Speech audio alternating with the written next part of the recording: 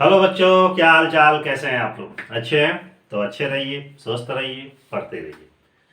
तो आइए स्टार्ट करते हैं। आज का हमारा जो पेपर है उसका नाम है ऑडिटिंग अर्थात अंकेक्षण। ऑडिटिंग का आज दूसरा लेक्चर जाएगा। ये पहला लेक्चर जा चुका है, उसमें कुछ चैप्टर कुछ टॉपिक कवर किया गया है और आज दूसरा टॉपिक जा रहा है। आज का जो टॉपिक है अंकेक्षण के प्रकार एवं वर्गीकरण। जो लोग फर्स्ट लेक्चर नहीं दे दिए फर्स्ट लेक्चर नहीं देखे हैं तो वो लोग क्या करेंगे, इस वीडियो के डिस्क्रिप्शन बॉक्स में उसका लिंक दिया रहेगा, वहां से भी आप देख सकते हैं। ठीक है, तो आइए स्टार्ट करते हैं। दिया गया है अंकेक्षण के प्रकार एवं वर्गीकरण। सबसे पहले जानना है कि ऑडिट के प्रकार कितने हैं, क्योंकि पहले लेक्चर में मैं बताया था कि अंकेक्षण क्या है, इसके क्या उद्देश्य है, इसके क्या इंपॉर्टेंस है वगैरह वगैरह। तो इसमें आप अंकेक्षण के प्रकार के बारे में जानेंगे। ध्यान दीजिएगा, अंकेक्षण के प्रकारों को हमने दो भागों में बांटा है, या उसका वर्गीकरण समझिए कि हमने दो पार्ट में किया। वो दो पार्ट कौन कौन से हैं? मान लीजिए हमने दो पार्ट में डिवाइड कर दिया। पहला जो पार्ट है, व्यापारिक संस्था के आधार पर, व्यापारिक संस्था के आधार पर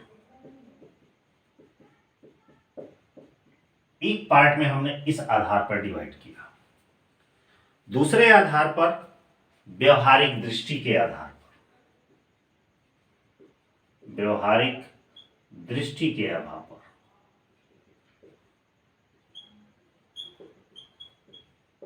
ध्यान दीजिएगा। अक्सर ये क्वेश्चन आता है कि अंकेक्षण कितने प्रकार के होते हैं या अंकेक्षण का वर्गीकरण किस प्रकार करें। तो व्यापारिक संस्था के आधार पर जानते हैं कि अंकेक्षण कितने प्रकार का होगा। व्यापारिक संस्था के आधार पर ध्यान से देखिए, जो फर्स्ट अंकेक्षण होता है उसका नाम है वैधानिक अंकेक्षण। वैधानिक अंकेक्षण, इसको अंग्रेजी में स्टेचुटरी ऑडिट कहा जाता है। ध्यान दीजिएगा, वैधानिक अंकेक्षण क्या होता है, अक्सर क्वेश्चन में पूछा भी जा सकता है, छोटे नंबर क्वेश्चनों में। वैधानिक अंकेक्षण का मतलब होता है कि एक ऐसा ऑडिट, एक ऐसा अंकेक्षण जिसे कानून के द्वारा, विधान के द्वारा करना अनिवार्य होता है। मतलब किसी भी संस्था में जिसे कानूनन या विधान के अंतर्गत उसका ऑडिट करना एकदम जरूरी होता है, तो ऐसे अंकेक्षण को क्या कहा जाता है? वैधानिक अंकेक्षण कहा जाता है। वैधानिक अंकेक्षण, अब प्रश्न ये उठता है कि कौन सी संस्था है जिसमें वैधानिक अंकेक्षण अनिवार्य होता है। जैसे कि मान लीजिए कि कोई भी कंपनी है, कोई भी ट्रस्ट है, या अन्य कोई संस्था। अब ध्यान दीजिएगा, यहां अन्य कोई संस्था में क्या आ सकता है कि बैंकिंग कंपनी आ सकता है, बीमा कंपनी आ सकता है, बिजली कंपनी आ सकता है। ऐसी संस्थाओं में अंकेक्षण अनिवार्य माना जाता है, अर्थात विधान के द्वारा वैधानिक रूप से, कानूनी रूप से अनिवार्य होता है, इसीलिए इसे वैधानिक अंकेक्षण नाम दिया गया। अब दूसरा इसमें आता है निजी अंकेक्षण। ध्यान दीजिएगा, निजी अंकेक्षण। निजी अंकेक्षण हमारा क्या होता है? प्राइवेट ऑडिट, कि ऐसा ऑडिट, ऐसा अंकेक्षण जिसे कानूनन अनिवार्य तो नहीं होता, मगर यदि करा लिया जाता है तो बहुत सारे औपचारिकताओं से उसे मुक्ति मिलती है, बहुत सारी छूटें मिलती हैं, बहुत सारे उसको बेनिफिट्स होते हैं। ठीक ना? मतलब कि वह अंकेक्षण जो कानूनी रूप से अनिवार्य तो नहीं है, लेकिन अंकेक्षण कराने से, ऑडिट कराने से उसे बहुत सारे लाभ या बेनिफिट्स जो होते हैं वो प्राप्त होते हैं। तो ऐसे अंकेक्षण को निजी अंकेक्षण कहा जाता है। ऐसे अंकेक्षण खास तौर से प्राइवेट या निजी संस्थाओं में किए जाते हैं। जैसे कि एग्जाम्पल के तौर पर इसमें मान लीजिए एकाकी व्यापार है, एकाकी व्यापार है, इसी में मान लीजिए साझेदारी है, इसी में मान लीजिए कोई निजी व्यक्ति है, निजी व्यक्ति। इनका अंकेक्षण वैसे कानून की दृष्टि से अनिवार्य नहीं है, मगर ऑडिट कराते हैं तो उनको कुछ बेनिफिट मिलता है। तीसरा क्या आता है? तीसरा इसमें आता है सरकारी अंकेक्षण। ध्यान दीजिएगा, सरकारी अंकेक्षण, गवर्नमेंट ऑडिट। ये क्या होता है कि वह अंकेक्षण जो सरकार के विभिन्न मंत्रालयों, विभिन्न विभागों, विभिन्न संगठनों या विभिन्न उपक्रमों के लिए कराया जाता है या उनके हिसाब किताब की जांच के संबंध में कराया जाता है, तो उसे सरकारी अंकेक्षण कहा जाता है। मतलब कि जब सरकार के विभिन्न मंत्रालयों, विभिन्न विभागों, विभिन्न संगठनों, विभिन्न उपक्रमों के हिसाब किताब या उसके जो भी ट्रांजेक्शन्स हुए रहते हैं, उसका ऑडिट जब कराया जाता है तो उसे सरकारी अंकेक्षण कहा जाता है। ऐसे अंकेक्षण में देखे होंगे सरकार के जो भी विभाग होते हैं उसके आय और व्ययों का लेखा जोखा का जांच इसमें खासतौर से की जाती है। एक होता है आंतरिक अंकेक्षण। ये क्या होता है? आंतरिक अंकेक्षण। आंतरिक अंकेक्षण क्या होता है? इंटरनल ऑडिट इसको कहा जाता है। इंटरनल जो ऑडिट होता है वो खास तौर से किसी भी संस्था के द्वारा कराया जाता है, किसी भी संस्था के द्वारा कराया जाता है। मान के चलिए कि कोई भी उपक्रम है, कोई भी क्या है? संस्था। संस्था में, किसी भी संस्था में खासतौर से बड़ी होती है उसमें तो और दो तरीके से ऑडिट कराया जाता है, एक संस्था के अंदर और एक संस्था के बाहर व्यक्ति द्वारा। अब ऑडिट किसका कराया जाता है? इस संस्था का जो भी हिसाब किताब होता है इसका ऑडिट कराया जाता है। इसका ऑडिट कराते समय ध्यान दिया जाता है कि यदि संस्था का प्रबंधक, मैनेजर, डायरेक्टर जो भी है अपनी संस्था के हिसाब किताब की जानकारी के लिए, उसमें बाहरी व्यक्ति इन्वॉल्व नहीं होते हैं, ऑडिट कराया जाता है। हो सकता है उस संस्था के कर्मचारी के द्वारा ही कराया जाए, किसी को नियुक्त किया जाएगा भाई कि आप ही ऑडिट करिए, तो उसे आंतरिक अंकेक्षण अर्थात इंटरनल ऑडिट कहा जाता है। लेकिन उसी संस्था का किसी बाहरी व्यक्ति, जैसे कि किसी सीए के द्वारा, किसी चार्टर्ड अकाउंटेंट की फर्म द्वारा जब ऑडिट कराया जाता है तो वो बाह्य अंकेक्षण कहलाता है। तो आंतरिक अंकेक्षण मतलब वैसा अंकेक्षण जो संस्था के प्रबंध द्वारा, तंत्र द्वारा कराया जाता है, तो उसे आंतरिक अंकेक्षण कहा जाता है। ठीक है। तो व्यापारिक संस्था के आधार पर अंकेक्षण कितने प्रकार के हुए? 4 प्रकार। अब बढ़ते हैं व्यवहारिक दृष्टि से। व्यवहारिक दृष्टि से अंकेक्षण कई प्रकार के होते हैं, अपनी सुविधा के अनुसार है। पहला क्या होता है? पहला एक होता है चालू अंकेक्षण। चालू अंकेक्षण। अब सोच रहे होंगे चालू अंकेक्षण क्या है? ध्यान दीजिएगा, ऐसा अंकेक्षण जो वर्ष भर निरंतर कंटिन्यू चलता रहता है, ऐसा अंकेक्षण जो किसी संस्था में वर्ष भर निरंतर कंटिन्यू चलता रहता है या एक निश्चित समय अंतराल पर चलता रहता है, तैसे अंकेक्षण को चालू अंकेक्षण कहा जाता है।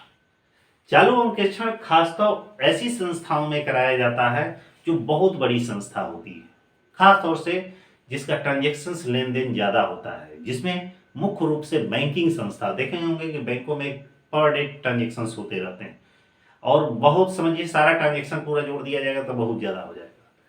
तो ऐसी संस्थाओं में जो नियमित रूप से पर डे का हिसाब किताब की जानकारी के लिए या एक समय अंतराल पर हिसाब किताब की जानकारी के लिए जो कंटिन्यू ऑडिट होती है, उसी को हमारा चालू अंकेक्षण या करेंट ऑडिट कहा जाता है।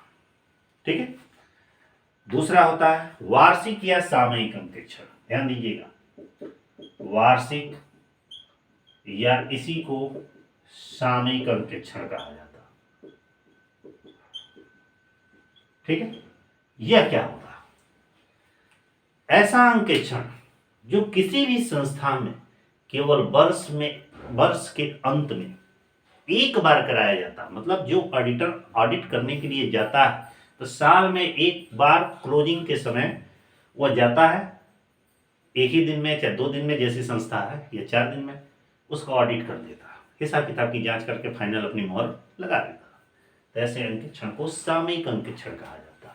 इन दोनों में अंतर है। अक्सर एक क्वेश्चन पूछे जाते हैं कि चालू अंकेक्षण क्या क्या है, किस संस्थाओं में कराया जाता है, इसके क्या बेनिफिट्स होते हैं, क्या इसकी मेरिट डेमेरिट्स होती है। ये भी क्वेश्चन पूछता है कि सामयिक अंकेक्षण क्या है, इस कहाँ कराया जाता है। तो सामयिक और वार्षिक अंकेक्षण जो है अधिकांश तो छोटी संस्थाओं में कराया जाता है जहाँ ट्रांजेक्शन कम हो, क्योंकि ऑडिटर एक बार जाता है और तुरंत एक वर्ष का हिसाब किताब जो भी होगा वो ऑडिट कर देगा और चलाएगा। इसमें रोज जाने की जरूरत नहीं होती है। इसमें क्या होता है, इसमें कंटिन्यू रोज जाने की जरूरत होती है। कभी कभी इसका अंतर भी पूछा जाता है कि चालू अंकेक्षण और सामयिक अंकेक्षण में क्या अंतर है। तो बता दें, चालू अंकेक्षण कंटिन्यू किया जाता है, ये वर्ष में किया जाता है, ये बड़ी संस्था में होता है, ये छोटी संस्था में होता है, ठीक ना। और क्या होता है कि जहाँ लेन देन ज्यादा होते हैं वहां पे चालू अंकेक्षण होता है, जहाँ लेन देन छोटे होते हैं वहां सामयिक अंकेक्षण होता है।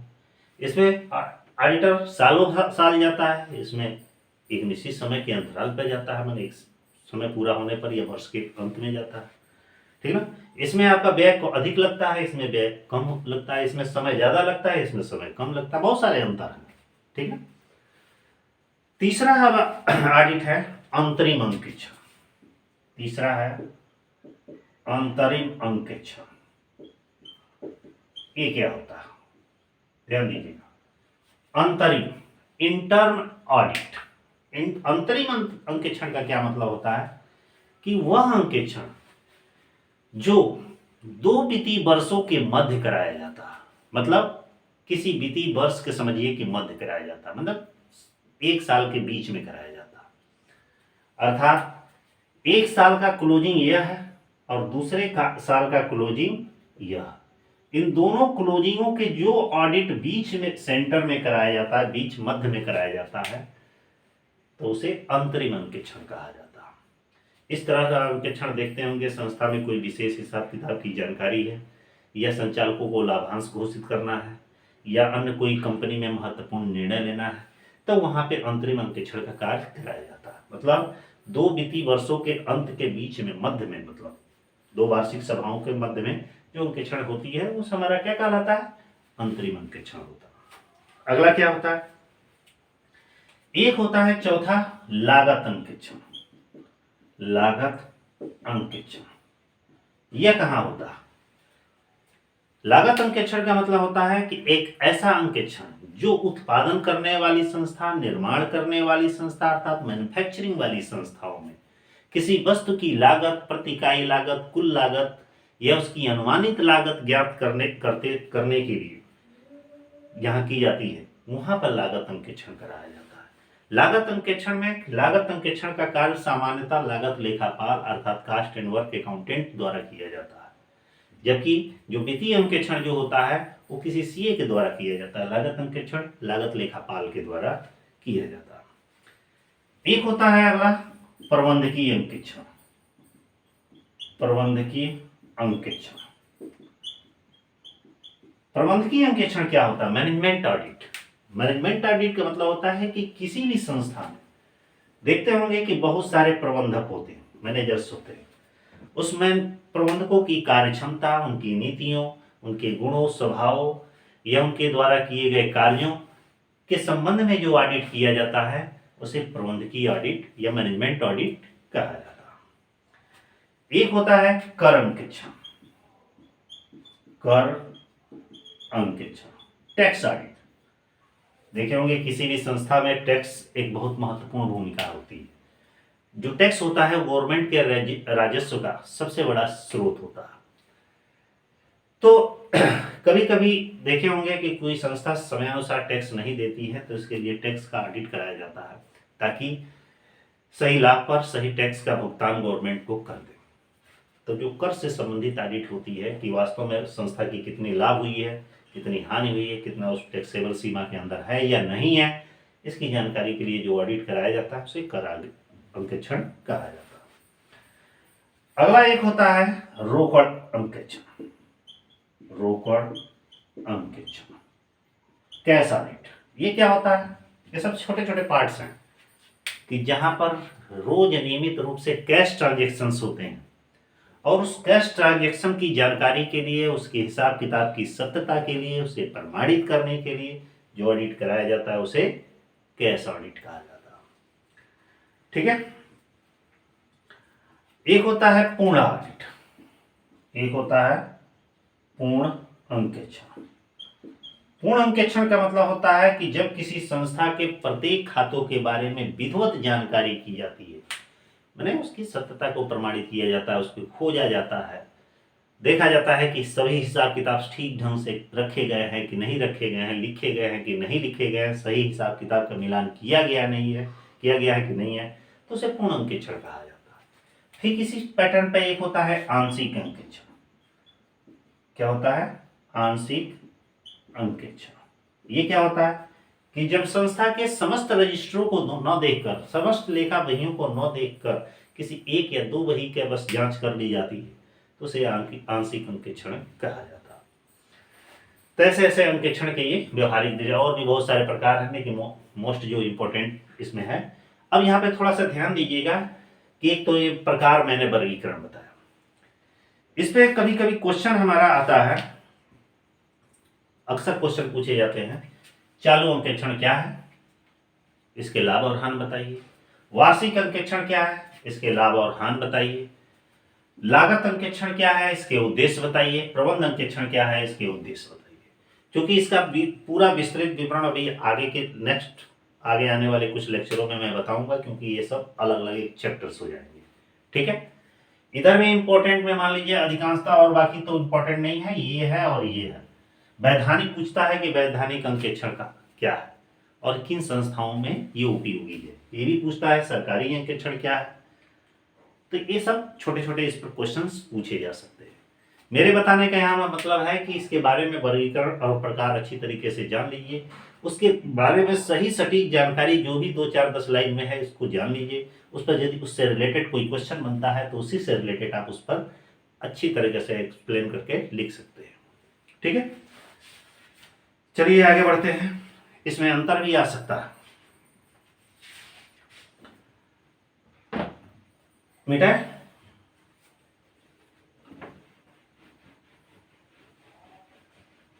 अब नेक्स्ट टॉपिक हम स्टार्ट कर रहे हैं, ये तो था अंकेक्षण के प्रकार और वर्गीकरण।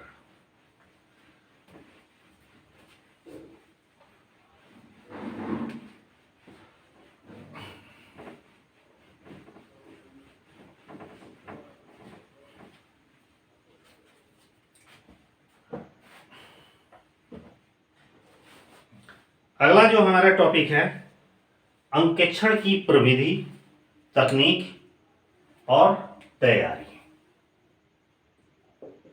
अंकेक्षण की प्रविधि, तकनीक व तैयारी, ये हमारा टॉपिक है। ठीक है, सबसे पहले जानते हैं कि अंकेक्षण की कौन कौन सी प्रविधियां। तो अंकेक्षण की प्रविधि, अंकेक्षण की प्रविधियां माने ऑडिट की कौन कौन सी टेक्निक है। ठीक है, अंकेक्षण की प्रविधि है, समझिए।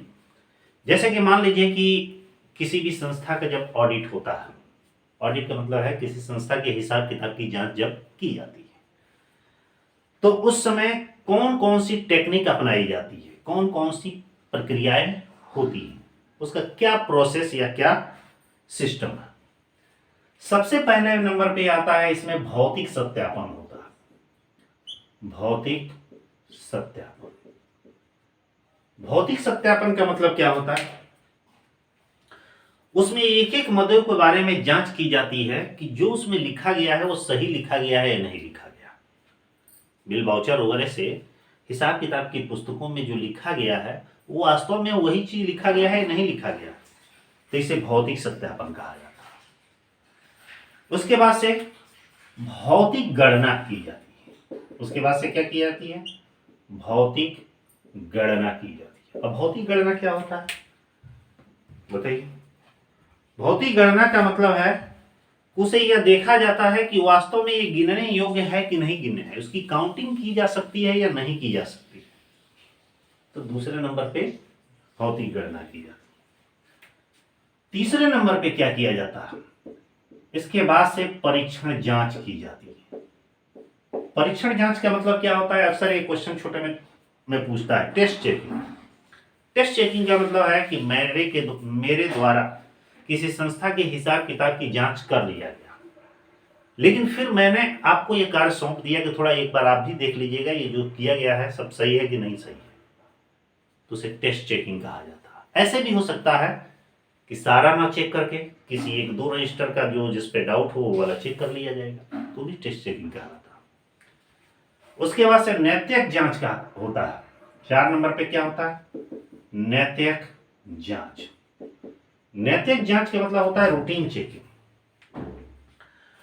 रूटीन चेकिंग का मतलब क्या होता है कि जब किसी संस्था में सामान्य तौर पर जब हिसाब किताब की जांच की जाती है, अंकेक्षण किया जाता है, तो उससे संबंधित व्यक्ति को नियमित जांच की एक प्रक्रिया अपनाई जाती है कि भाई चेक कर लिया गया है, एक बार आप भी और चेक करते जाइए, ठीक ना। और जो भी आपकी दृष्टि से यदि कोई त्रुटि लगे तो हमको इन्फॉर्म करिए। इन्फॉर्म क्या करना है, मतलब नोट कर दीजिए उसको। वैसे नैतिक जांच में कम गलतियां पाई जाती हैं क्योंकि पहले से जांच हो गई रहती है। अगला है मूल प्रपत्रों और संलेखों की जांच। अगला क्या है, मूल प्रपत्रों व संलेखों की जांच।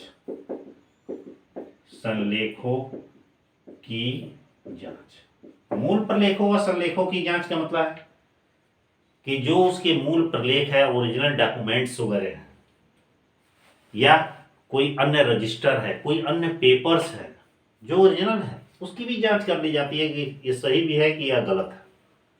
अगला क्या है, अगला इसमें एक और प्रक्रिया अपनाई जाती है, पूछताछ। जब ऑडिट होता है तो अपने हिसाब से जांच करने के अतिरिक्त भी कुछ पूछताछ भी उस संस्था के कर्मचारियों अधिकारियों से होती है कि इसके संबंध में सूचनाएं क्या है, सूचना दीजिए, ये सारे डॉक्यूमेंट्स लाइए, ये कुछ अन्य जानकारी। इसके बाद से होता है प्रमाण। प्रमाण माने बाउचिंग। बाउचिंग का मतलब है बाउचर से उसका मिलान किया जाता है, जो भी लेजर्स वगैरह है या कैशबुक वगैरह है, ठीक है। इसके बाद एक प्रक्रिया आती है गहन जांच। ये गहन जांच क्या होता है, गहन जांच का मतलब है एक एक मदों की विस्तृत जांच, बारीकी से जो जांच की जाती है उसे गहन जांच कहा जाता है। अगला है संपुष्टिकरण। नहीं, इसके अलावा एक और है, सूचना के मद में संबंध स्थापित करना। सूचना के मद में संबंध स्थापित करना, संबंध स्थापित करना मतलब कि जो भी ऑडिटर को सूचनाएं प्राप्त हो रही हैं उन सूचनाओं से उसका कंपैरिजन करना कि जैसे सूचना इंफॉर्मेशन हमको मिल रही है वो सही मिल रही है और उसी के अकॉर्डिंग है या नहीं है। ऐसा नहीं कि दो आदमी से बात किए, दोनों से डिफरेंट इंफॉर्मेशन मिल रही है। और लास्ट है संपुष्टिकरण। क्या है, संपुष्टिकरण। संपुष्टिकरण क्या होता है, संपुष्टिकरण का मतलब होता है कंफर्मेशन। जब जांच कर लिया जाता है तो फिर एक बार से कंफर्म किया जाता है कि हाँ पूरा एक बार देख लिया जाए सही है कि नहीं है, क्योंकि अब तो इस पर रिपोर्ट तैयार करना और फाइनल मोहर लगा देना। तो ये अंकेक्षण की प्रविधि है, ये सब इसके पॉइंट्स है। तो ध्यान दीजिएगा, यहाँ बताने का मतलब है कि प्रविधियां नोट करिए, इसके बारे में जान लीजिए, पॉइंट एकदम मुझेवानी याद होना चाहिए कि एक सीक्वेंस के बाद दूसरा क्या आएगा, ठीक है। इसको मिटाए। दूसरा इसमें अगला जो हमारा टॉपिक है वो हमारा आता है कि इस अंकेक्षण से पूर्व तैयारी। क्या है, अंकेक्षण के पूर्व तैयारी। अंकेक्षण के पूर्व तैयारी ये क्या होता है। मान लीजिए आप ऑडिटर और किसी भी संस्था के लिए संस्था में ऑडिट करने के लिए आप गए, लेकिन जाने से पूर्व जिस तरह एक मान लीजिए जवान है, देश का जवान है, बॉर्डर पर लड़ने के लिए ऐसे ही नहीं चले जाएगा, पहले से वो प्री प्लानिंग के साथ जाएगा। उसी तरह जब एक ऑडिटर होता और किसी संस्था में ऑडिट करने के लिए जाएगा तो सबसे पहले उसके बारे में पूरी प्लानिंग करेगा कि हमको ऑडिट कैसे, किस स्टेप बाय स्टेप करना है। तो एक ऑडिटर को ऑडिट करने से पूर्व क्या तैयारी करनी चाहिए वो देखिए क्रम से। सबसे पहले है कार्य का क्षेत्र तय करना। पहला है कार्य का क्षेत्र तय करना, क्षेत्र तय करना। कार्य का क्षेत्र तय करने का मतलब है कि ऑडिटर को सबसे पहले जानना चाहिए कि हम जिस संस्था का ऑडिट करने के लिए जा रहे हैं उसका कार्य क्षेत्र किधर है, किस एरिया में है, किस स्टेट में है, किस शहर में है, किस कंपनी का है, किस कंपनी के एक यूनिट का है कि इकाई का है, या किसी एक विशेष पार्टिकुलर उस संस्था के पार्ट का है, जैसे कि कैश वगैरह हो गया, ठीक है, कि किस उसका क्षेत्र जो होता है वो तय करना रहता है।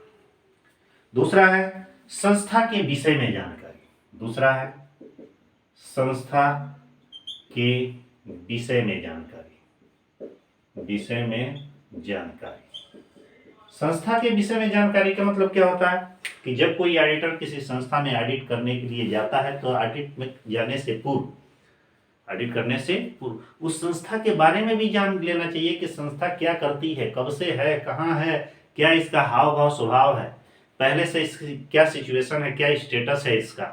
ऑडिट करने जाते समय कोई प्रॉब्लम तो नहीं होगा, तमाम चीज़ें जितनी भी मतलब हो सकती है इस चीज़ के विषय में जानकारी उसे कर लेना चाहिए। अब संस्था के विषय में जानकारी में बहुत सारी बातें आती हैं, जैसे कि संस्था की नियमावली आ जाएगी। इसमें क्या क्या आता है, जैसे कि मान लीजिए नियमावली आ जाएगी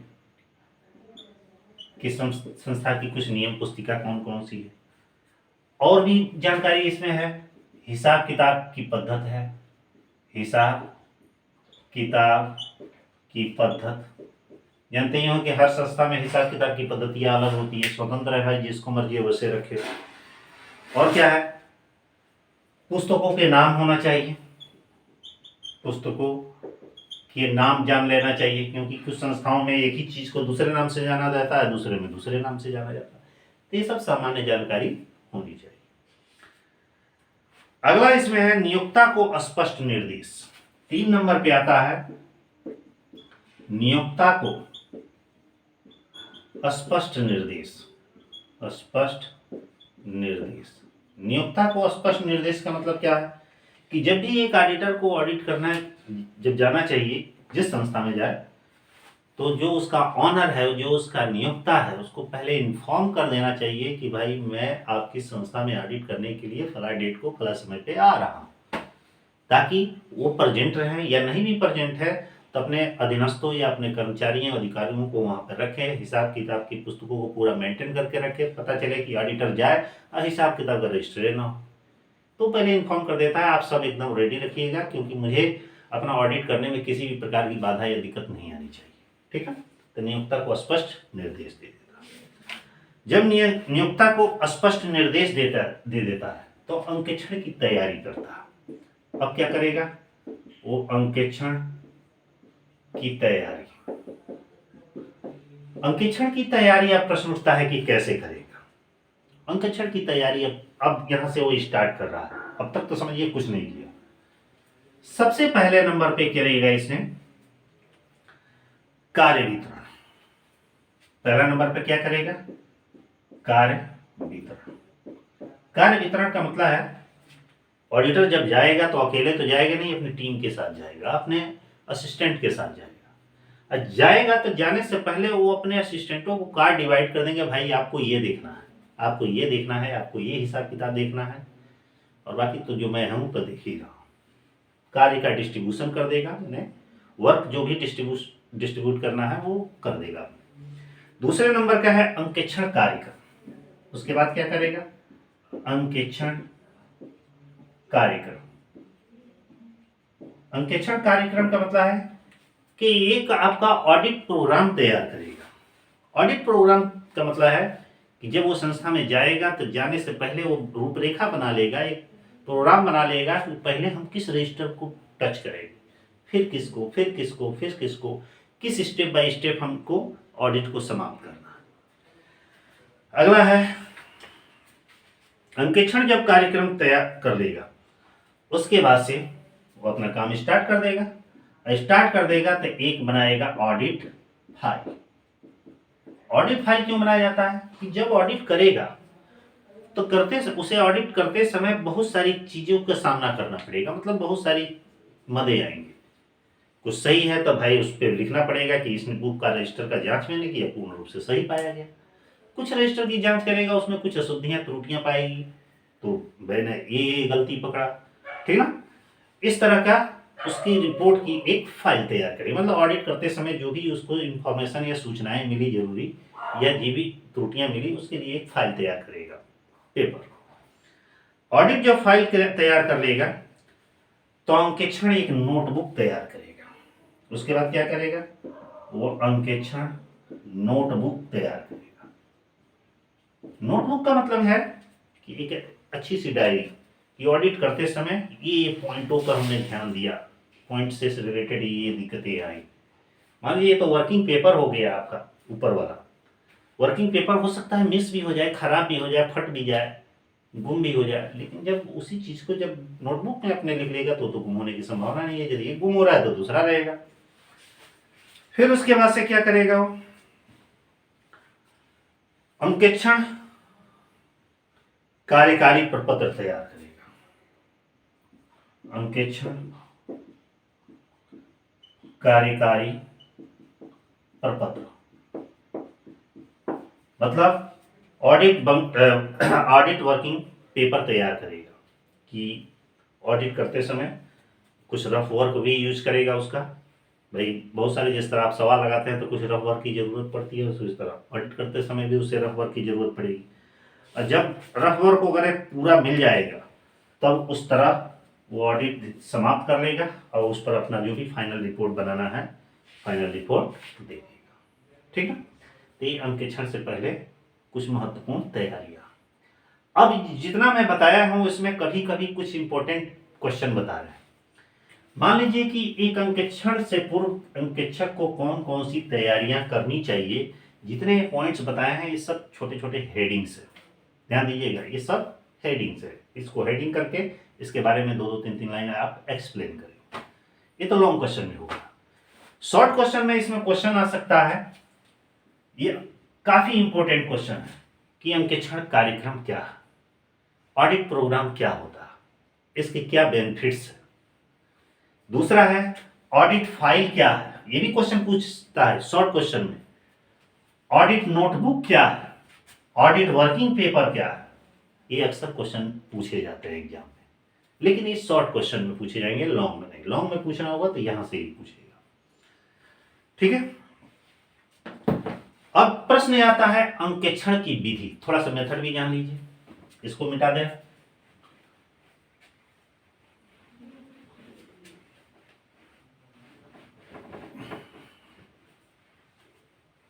ध्यान दीजिएगा, अंकेक्षण विधि।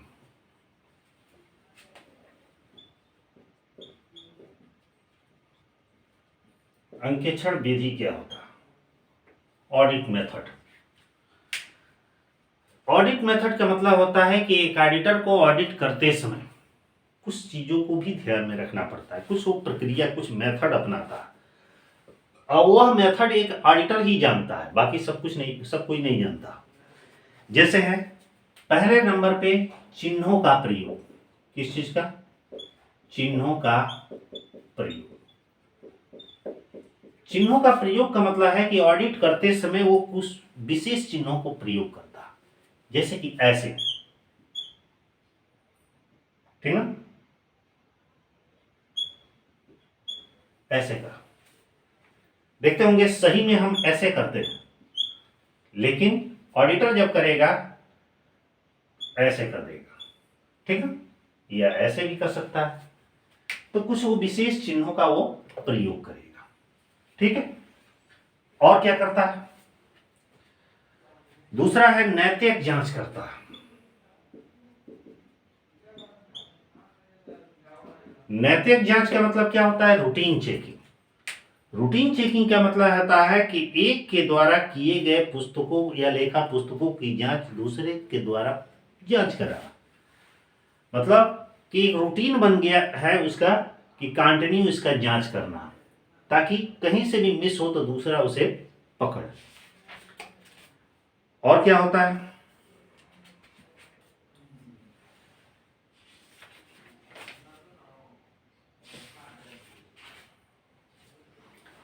और तीसरा एक होता है परीक्षण जांच। परीक्षण जांच, परीक्षण जांच का मतलब होता है टेस्ट चेकिंग। टेस्ट चेकिंग का मतलब है कि ऑडिटर या उसकी टीम के द्वारा डिफरेंट डिफरेंट पुस्तकों को या रजिस्टरों की जांच की गई, सब सही पाए गए या जो भी अशुद्धियां हैं, उसमें से जब ऑडिटर किसी एक पुस्तक की जांच कर लेता है, मतलब टेस्ट चेकिंग का मतलब है उसमें से उसको जैसे मान लीजिए कि कोई संस्था में ऑडिटर गया, उसको मन नहीं है कि पूरा जांच करना, उसका मन है कि हम एक दो रजिस्टरों की जांच कर ले रहे हैं। यदि उसमें से सही पाया गया तो वो मान लेता है कि पूरी संस्था का हिसाब किताब जो किया गया एकदम सही है। इसे कहा जाता है टेस्ट चेकिंग। इसका भी प्रयोग किया जाता है। और एक होता है गहन जांच। 4 नंबर में क्या होता है, गहन जांच। गहन जांच क्या होता है, गहन जांच का मतलब है डेप्थ ऑडिट। डेप्थ ऑडिट का मतलब क्या होता है कि जब किसी संस्था के हिसाब किताब की पुस्तकों की पूरी नई सिरे से अंत तक एक एक करके जांच की जाती है, बारीकी से बारीकी तक जांच की जाती है, तो उसे गहन जांच कहा जाता है। परीक्षा जांच में ऐसा नहीं होता, उसमें एक आध रजिस्टर के बारे में जांच की जाती है। तो ये अंकेक्षण की प्रविधि है। एक चिन्हों के माध्यम से अंकेक्षण करता है, एक रूटीन बना लिया है कि रोजे जांच करना है, और एक है उसमें से कोई एक दो रजिस्टर की जांच कर लेगा, और एक है कि एकदम बारीकी से एक एक चीज की जांच करेगा। यहाँ पे भी अंकेक्षण की विधि में जब केवल अंकेक्षण की विधि आती है तो ये 4 हेडिंग लिखेंगे, इस 4 हेडिंगों में से एक्सप्लेन कर लेंगे। लेकिन कभी कभी क्वेश्चन में शॉर्ट क्वेश्चन भी पूछा जाता है, और पूछा जाता है उसमें गहन जांच क्या है, इसके क्या बेनिफिट्स होते हैं, टेस्ट चेकिंग क्या है, इसके क्या बेनिफिट्स होते हैं, और रूटीन चेकिंग क्या है और उसके क्या बेनिफिट्स होते हैं, अक्सर क्वेश्चन में पूछता है। ठीक है, तो फिलहाल ये 2 टॉपिक मैंने आपको बताया, कैसा लगा लाइक और कमेंट के माध्यम से जरूर बताइएगा, और अच्छा लग रहा होगा तो थोड़ा सा लाइक जरूर कर दीजिएगा, और अपने फ्रेंड में शेयर कर देंगे तो और अच्छा है। और फिर नेक्स्ट 2 टॉपिक मैं सोच रहा हूं आपको नेक्स्ट डे पढ़ाएं, आज फिलहाल रहने देना है इतना ही। ठीक है, तो इसी तरह कंटिन्यू पढ़ते रहिए, चैनल पर बने रहिए, और अपने फ्रेंडों से भी कहिए कि भाई पढ़ें। भाई जब फ्री में ज्ञान मिल रहा है तो ज्ञान ले लेना चाहिए। ठीक है, तो ठीक है, फिर नेक्स्ट वीडियो में नेक्स्ट डे मिलते हैं, तब तक के लिए बाय।